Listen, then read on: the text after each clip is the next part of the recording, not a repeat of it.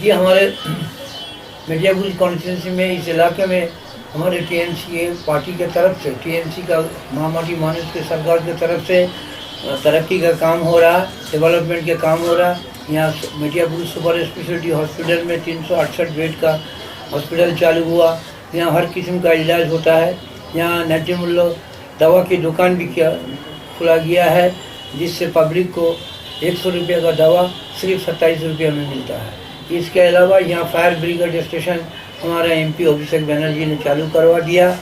हमारे एक मज़ार में जलाली बाबा पीर साहब का मज़ार बोल के है, उस मज़ार के पास 1.5 करोड़ रुपया खर्चा करके फुट ब्रिज का काम कंप्लीट हो गया।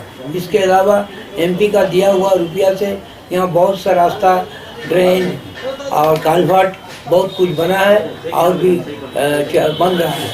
तो इस हिसाब से यहाँ तरक्की का काम हो रहा है और हमें उम्मीद है कि यहाँ बीजेपी का कुछ है नहीं, यहाँ कोई वोट बैंक भी नहीं है और उन लोग का यहाँ कोई फुटिंग्स भी नहीं है। और एनआरसी आरसीए के खिलाफ में अगर बारे में बोलिएगा तो यहाँ हमारे मुख्यमंत्री सबसे पहले, जैसे नोटबंदी के टाइम में जैसे नोटबंदी का ऐलान हुआ, हमारे मुख्यमंत्री पहले प्रतिवाद किया।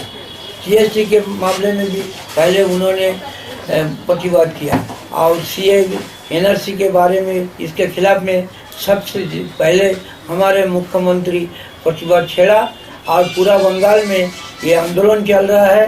पाक सर्कट में भी, जैसे शाहीन बाग में दिल्ली में चल रहा है, वैसे पाक सर्कट में भी चल रहा है।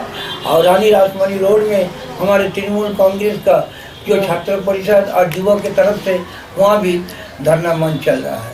तो पूरा बंगाल का आदमी आज ममता बनर्जी के लीडरशिप में मुत्तहिद है और वो जानते हैं ममता बनर्जी एक वाहिद लीडर है पूरा हिंदुस्तान में, जो मोदी सरकार के खिलाफ में आवाज़ को बुलंद किया और एनआरसी सीएबी के खिलाफ में वो काम कर रही है।